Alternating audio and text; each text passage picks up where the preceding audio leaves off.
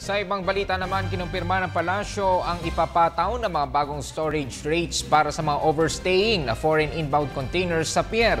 Ito'y kaugnay na rin ng Executive Order No. 172 ni Pangulo Aquino na nagdedeklarang extension ng Port of Manila, Port of Batangas at Subic Bay Freeport.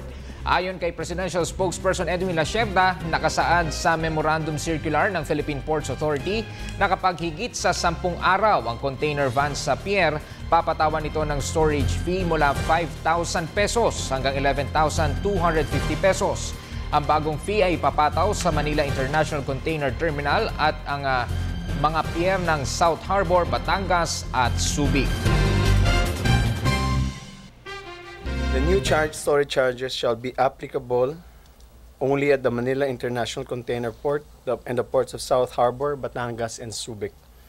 And the circular shall be effective 15 days after publication in a national newspaper of general circulation.